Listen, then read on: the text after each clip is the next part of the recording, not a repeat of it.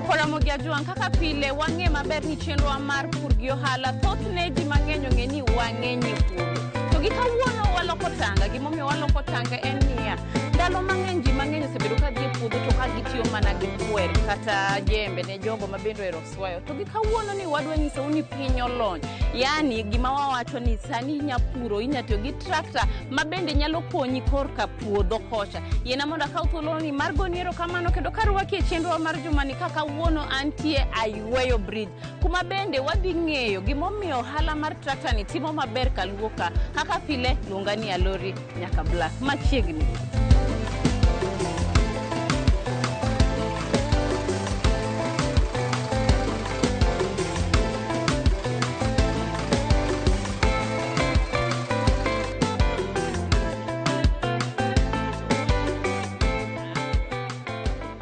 Alori, mainte. Itake dogo limo? Erokamano dunga henya. Mingi mana ber. Nyasaye oritowa. Erokamano.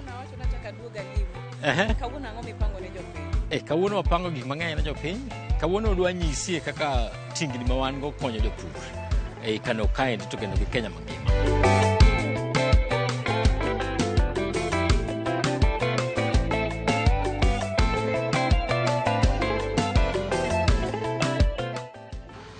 Daher ni fulri ne jopiny nyiswa nyingi kuma wantie gi gima iniwuon itimo. An iluonga ni David Osamba. An CEO mar Nyabon Enterprises Limited. Kambi mar Nyabon indi ne wachake higa mar 2012 ga 12 ema ne wachake kambi ni indi. An wasedhi bet kwa dhi mbele kamane endo nyaka sani.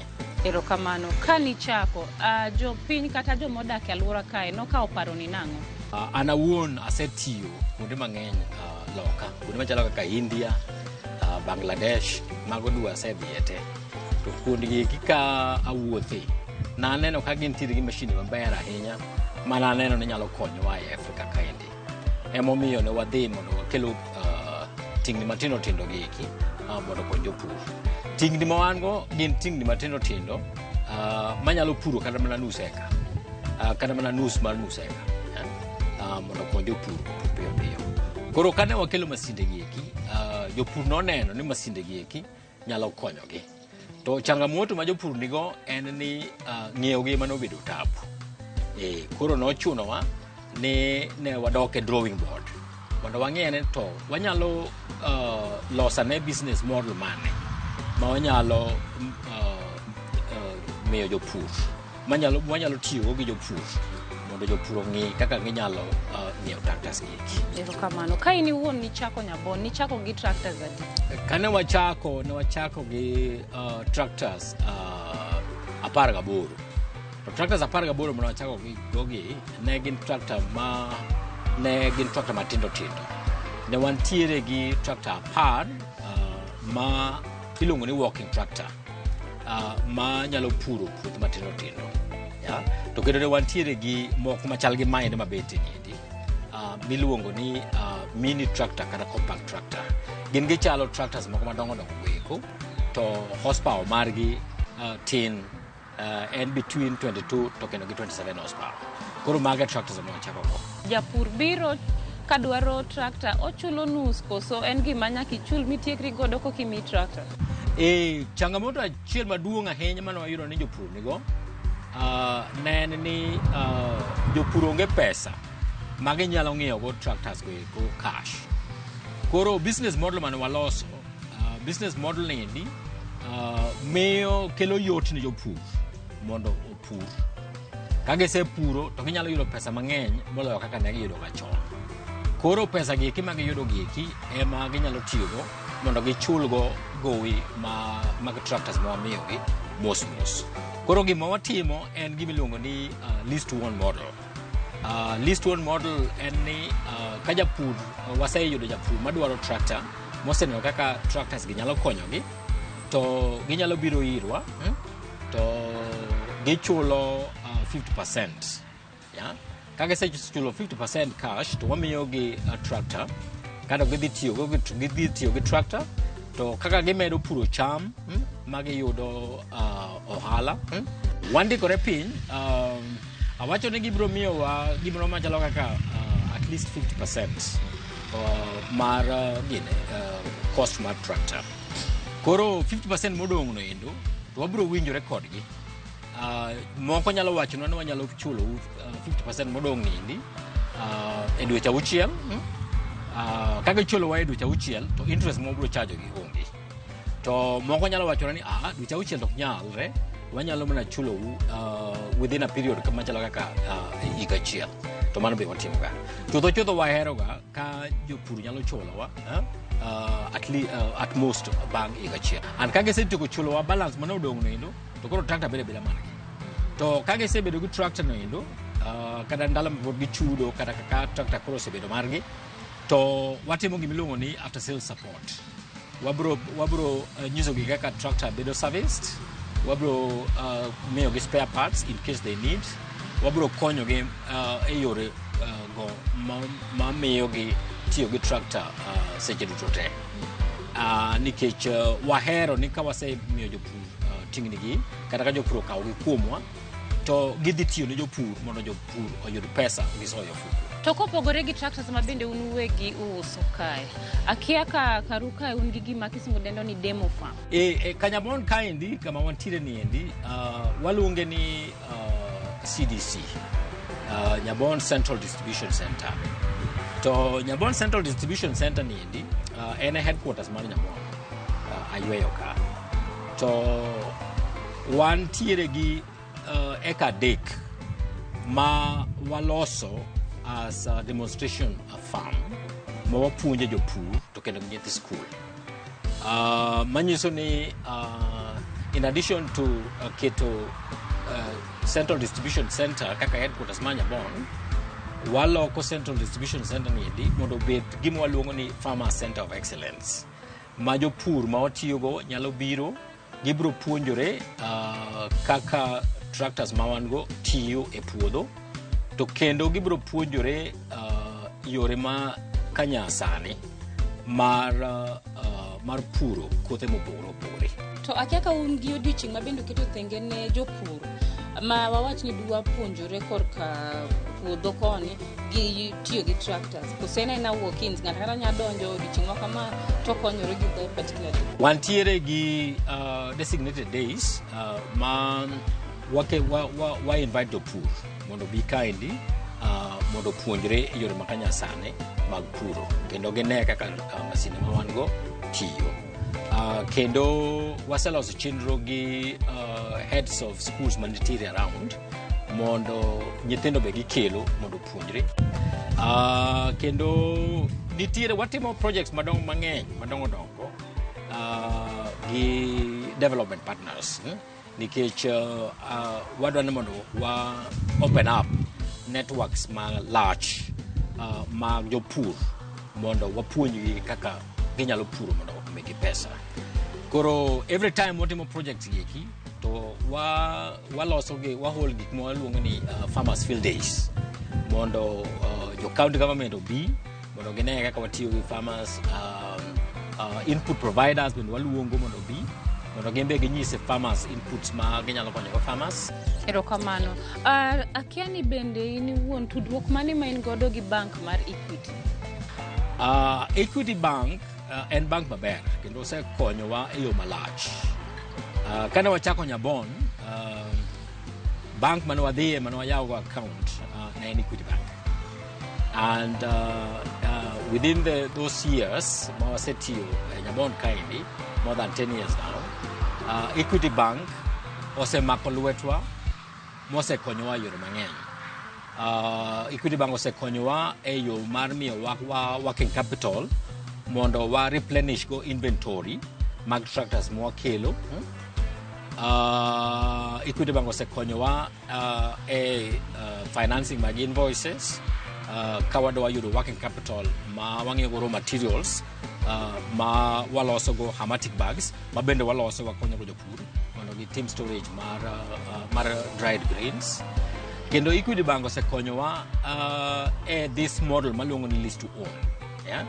Nikech nitiere seche moko ma wayudo customers ma dwa kawo tractors kuomwa to wanyalo oro gi ka Equity Bank kata Equity Bank chulo pesa in advance to koro gibedo customer mar Equity Bank ya koro gine magiwegi ma koro gichulo Equity Bank koro Equity Bank osekonyowa yore makamago gisani se wacho ni maiki mara pare ohala ni kani chako gi jotich adi to nyaka sani sendiko ji adi kane wachako Nyabon ne wan karibu ji 5 bado wachako ko Nyabon ya to sani endi more than 10 years later wantiere gi ji 25 takeka ini wuon jogo ma indiko kae in gi finance controller marketing achako gi board wantiere gi board ma rito Nyabon e kunde machalo kaka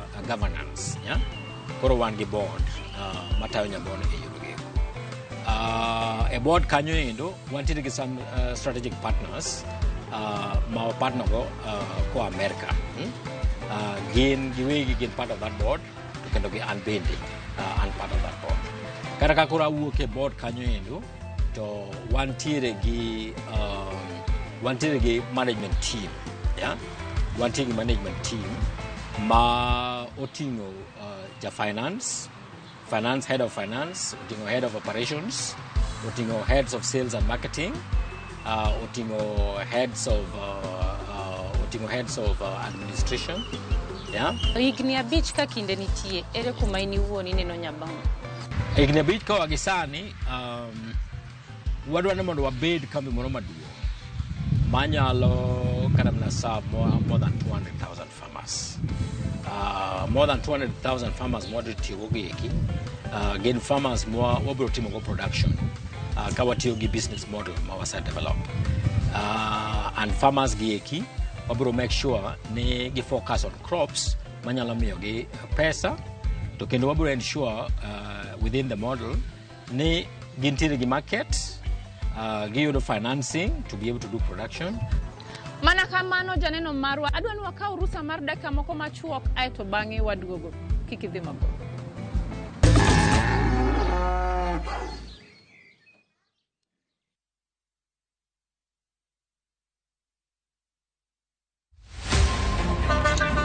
Baya tuanze kulipa kadi sasa. Na kadi ni cashless. Umesema tunaweka pale? Yako ile namba. Mimi niko na cash. Nisaidie hiyo do na namba yako ya simu.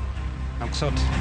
Kain jawuoth mar matatu e safar machiegni kata mabor. Non kendo yang ni chulo fare mari kokalo e yor mbui. Non ane ka yudo receipt mari e simbi. Kama sira ujuki kendo idwaro ni ochuli gi kambi mar okumba. Receipt mari kata digital receipt eneno mari ma ibiro golo. Kain wuon matatu dwarore kokalo kuom okumba mari mondo ibed gi yore mag chudo kokalo e lony manyasani. Mondo matatu mari oyud okumba. Mambo ni digital. Tudri gi jal ma uso okumba mondo ing'e mathoth.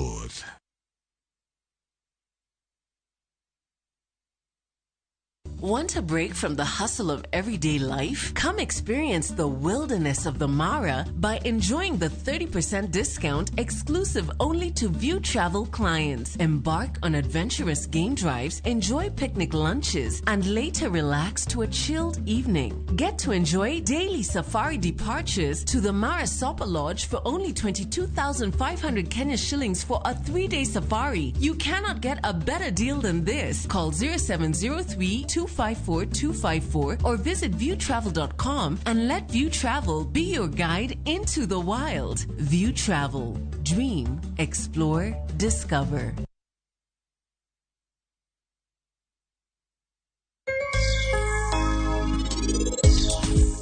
Coaching Center maduong' ahinya e atari kaibo ya ukiny gokinyi. ACC Amrita Coaching Center.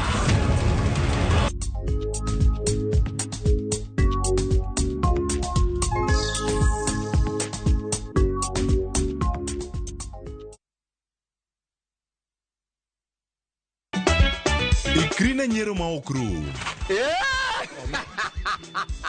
Riuri kodwa itugo man gi mor gi nyiero mochwere. Ang'o momiyo itimori ka jo Homa Bay? Onge wach moro minyalo mede. Tich abich ka tich abich ne chenro mar Nyarkochia. Adwa ni rudho sufria ni ma ler piat ka ang'era kama kaneno sucha. Kendo we kinde mag moro bedie. Damo biro ka gi ich madhiro sati. Wada jok sainago jok moa dala ok nyager. Nyiero e yath maber moloyo.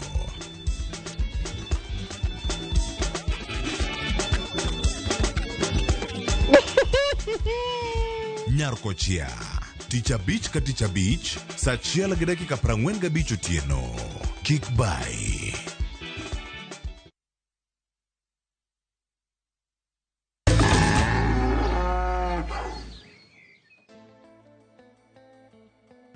Machiegni kendo e kidieny mar ariyo gi thuolo ni wadwa neno kit tractors ma bende nitie kae. Ang' ne nyiswa gimomiyo japur ber ka yiero mopogore gi ma. Gi thuolo ni adwa ni wang'e kind tractors gi aito bang'e ka in japur to samoro diher ni inyiewe kata chiel moro ibro ng'eyo gima in iwuon ibiro kawo.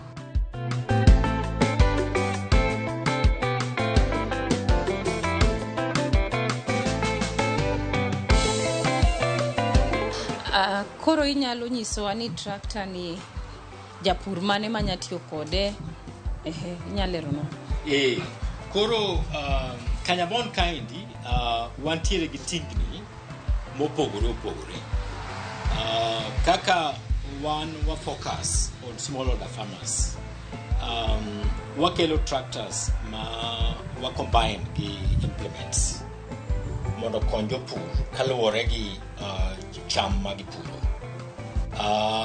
Sana king'iyo smallholder farmers ma Kenya kaendi, acreage ma gin go ok gin acres mang'eny ahinya. Inyalo yudo ja smallholder farmer nigi 5 acres, moko tiere kana mana gi nus acre. Yeah? Koro tractor mineno ni endi, ma iluongo ni walking tractor kata power tiller. Power mare en 13 horsepower. Tractor ni endi obedo driven gi diesel engine. Yeah.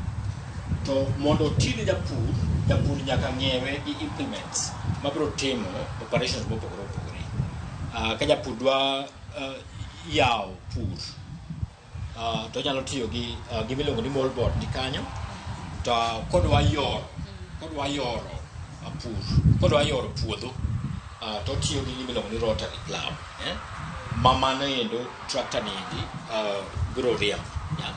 Koro maluwore ni ka japur ong'iewo tractor ni endi to nyaka ong'iewe gi implements kaluwore gi gik modhi timo e puodho. Wanyise implements moko ma nyalo connect gi tractor, walking tractor manyisi ni endi. Magi eki neno magi eki. Magi luongo ni cultivators.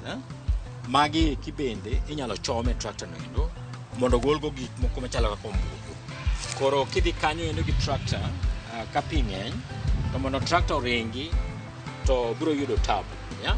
Koro wanyalo golo tire, tiend tinga, wakete magi eki, this metal wheels, tielo mag chuma, mondo omak low maber, mondo tractor oringi, mondo japur pura. Koro maendi iluongo ni Power Rocks. Ma iluongo ni Power Rocks. En wagole United States of America. Ma nyisi mokwongo cha ma to India. To maendi en specialized cultivator. En tiyo kode kuom doyo. Ineno magi be also small implements mag doyo. Maendi watiyogo mondo wadogo gine. Wadogo mchele. Ka wakete kind mchele kamagi eki, to odoyo, ogolo buya kapod buya tino. Maendi be is another implement. Yeah? Maendi en mar komo. Maendi nitiere tractor moro kachacha ma wachome kati kome kode. Magi kuonde miole gine. Kuonde miole kodhi. Magi kuonde miole kati kome. Yes. Yeah. And then magi eki bende gin other implements. Magi to koro gin implements ma chomore Power Rocks. Power Rocks. Kalore kidwa doyo kata kidwa pidho cham. Seche moko idwa ni mondo pidh cham mondo igone gi lowo, ibiyune gi lowo. Koro chuno ni nyaka iti gi implements magi eki. Koro mantie gi implements mopogore. Michoma warito. Kato koro wadhi anyisi tractors moko mondo koro bine.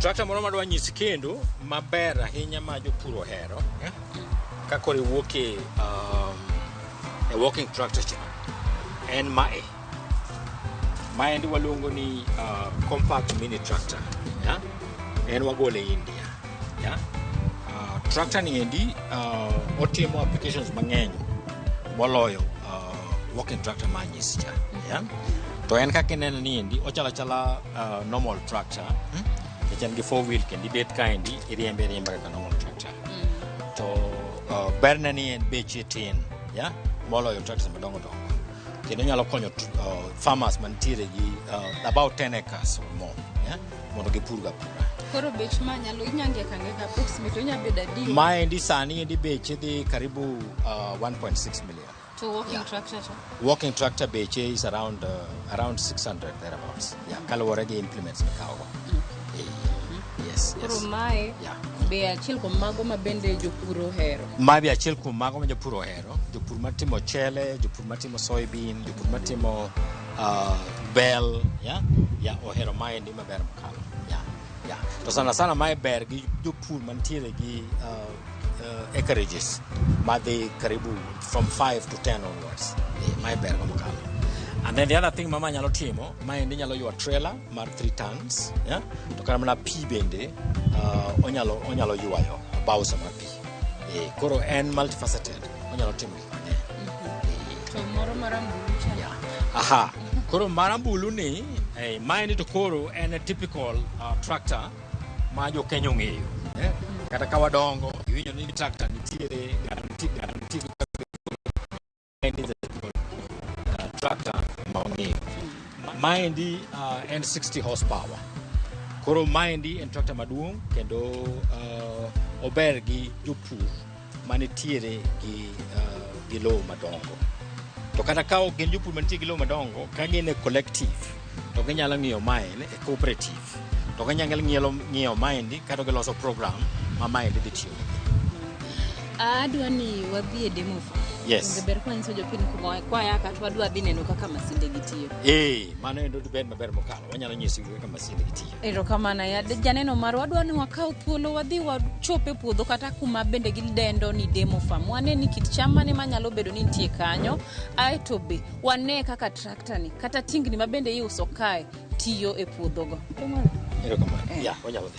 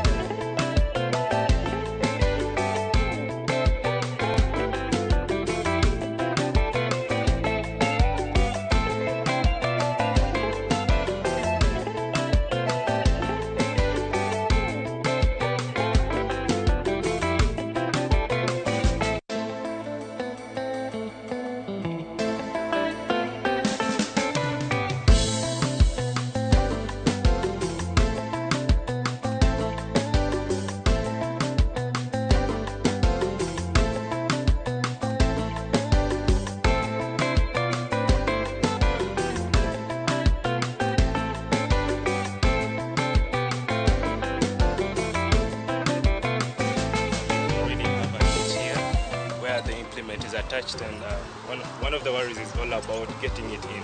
But with the power ox here, when we look back down here, we're having a hitch, and this is where the implement goes. So what you do, you don't need 10 people to really attach this. It has a stand right up front here. Okay.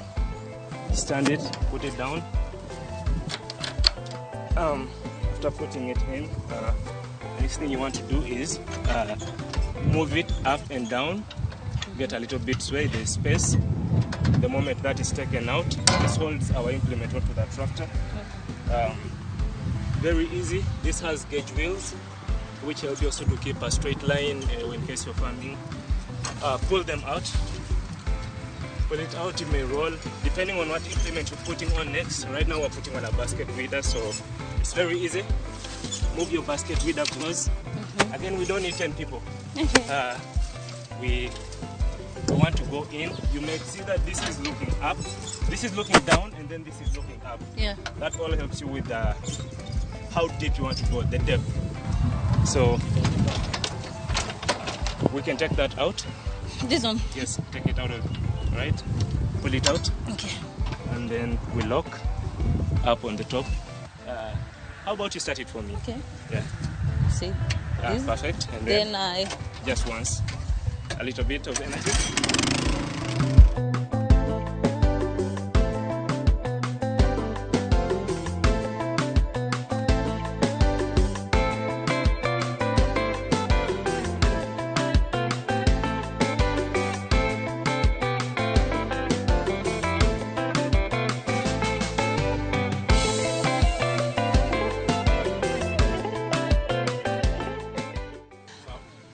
To samoro nitie jal ma diher manyi kata manyo kaka onya tudre kodi bang' chenro ma kawuono. Inyalo konyowa gi contact kata namba kata email ma bende inyayudi godo.